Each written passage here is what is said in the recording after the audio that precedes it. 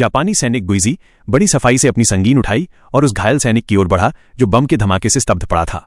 ठीक इसी जीवन मरण के निर्णायक क्षण में बानक्सियन अपनी अदम्य इच्छा शक्ति के बल पर होश में आ गया। जैसे ही जापानी सैनिक ने वार किया, बानक्सियन ने दर्द को सहते हुए दोनों हाथों से सैनिक की संगीन को कसकर पकड़ लिया। पूरी तरह से पागल हो चुके बानक्सियन ने पहले सैनिक से संगीन छीन ली और फिर एक ही वार में उसे मार डाला। फिर वो दूसरे जापानी सैनिक से भिड़ गया।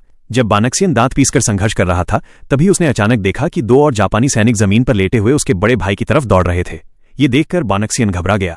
उसने तुरंत पहले वाले जापानी सैनिक को लात मारकर दूर किया और बिना किसी हिचकिचाहट के अपने शरीर से बड़े भाई को संगीन के वार से बचा लिया। इसके बाद उसने भयानक दर्द सहते हुए एक जापानी सैनिक को छुरा घोंपकर मार डाला। फिर उसी बल का उपयोग करके दूसरे सैनिक को नीचे गिरा दिया। वो जल्दी से उसके गले को दोनों हाथों से कसकर दबाने लगा। लेकिन ठीक इसी मौत और जिंदगी के नाजुक पल में बानक्सियन को दौरा मिर्गी का अटैक पड़ गया।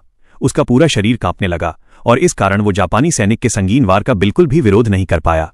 जैसे ही बानक्सियन जमीन पर जोर से गिरा, शुक्र है कि इस अत्यंत कठिन समय में बड़ा भाई आखिरकार होश में आ गया। उसने मशीन गन उठाई और बानक्सियन का बदला लेने के लिए तैयार हो गया।